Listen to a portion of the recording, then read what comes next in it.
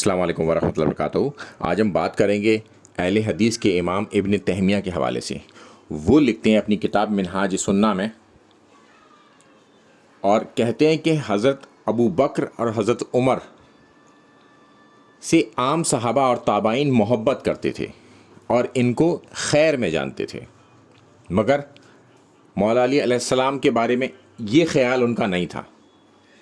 صحابہ اور تابعین کی ایک کثیر جماعت، ایک بڑی جماعت مولا علی علیہ السلام سے بغض رکھتی تھی۔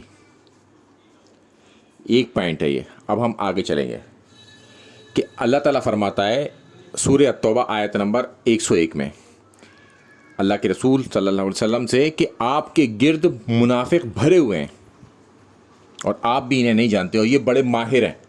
تو پھر منافق ہوتا کون ہے؟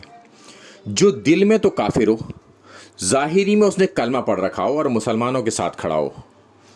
آج ہم انہیں صحابہ کے طور پہ ہی جانتے ہیں، ہمیں ان کے نام نہیں پتہ وہ کون کون تھے، چونکہ بظاہر تو انہوں نے کلمہ ہی پڑھا تھا اور وہ مسلمان تھے۔ اللہ کے رسول صلی اللہ علیہ وسلم کو بھی ان کے نام نہیں پتہ تھے۔ اب اللہ کے رسول صلی اللہ علیہ وسلم کس کے نام پتہ تھے؟ جن لوگوں نے جنگ تبوک سے لوٹتے وقت 12 لوگوں نے، یعنی کہ 12 صحابیوں نے، جن کو ہم آج بھی صحابی سمجھتے ہیں، ہمیں نہیں پتہ ان کا نام، انہوں نے اللہ کے رسول صلی اللہ علیہ وسلم پر حملہ کر دیا۔ پھر اللہ کے رسول صلی اللہ علیہ وسلم نے حذیفہ ابن یمان رضی اللہ تعالیٰ عنہ کو ان کے نام بتائے۔ وہ تھے رازدار رسول، باقی اور کسی کو وہ نام نہیں پتہ۔ کئی کتابوں میں وہ نام درج بھی ہیں کہ وہ کون کون تھے۔ اب ہم اس کے آگے چلتے ہیں۔ یہ 3 باتیں اب آپس میں ملیں گی کیسے؟ اللہ کہ رسول صلی اللہ علیہ وسلم نے فرمایا کہ علی سے بغض منافق رکھے گا اور محبت مومن۔ تو جو لوگ حضرت علی سے بغض رکھتے تھے وہ ہوئے منافق۔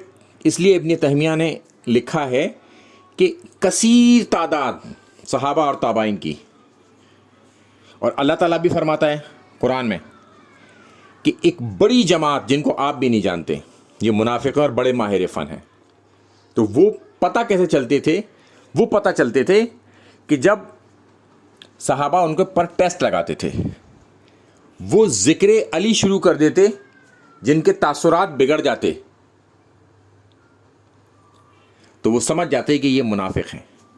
تو آج بھی آپ یہ ٹیسٹ لگا سکتے ہیں کسی بڑی محفل میں، کسی جگہ پر جہاں مسلمانوں کی گیدرنگ ہو، تو آپ بس جا کے یہ کہہ دیں مولا علی علیہ السلام، پھر جس کے تاثرات بگڑیں گے نا اور جو آپ سے سوال کریں گے، آپ سمجھ جائیے گا یہ لوگ کون ہیں۔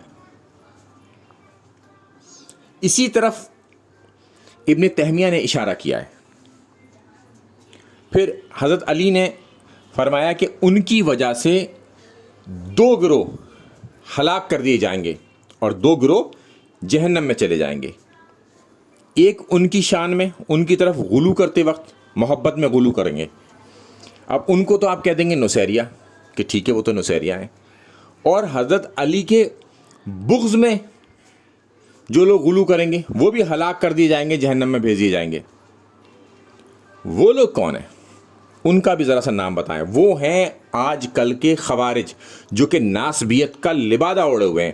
حضرت علی کے فضائل میں حدیث جو بھی آتی ہے اس کو ضعیف کرنے پر لگے ہوئے ہیں، اور معاویہ بن سفیان کے فضائل میں کوئی بھی حدیث آ جائے چاہے وہ ضعیف ہو، اس کو صحیح کرنے پر لگے ہوئے ہیں، اور معاویہ بن سفیان کے خلاف اگر آ جائے کوئی تو اس کو بھی ضعیف کرنے میں لگے رہتے ہیں۔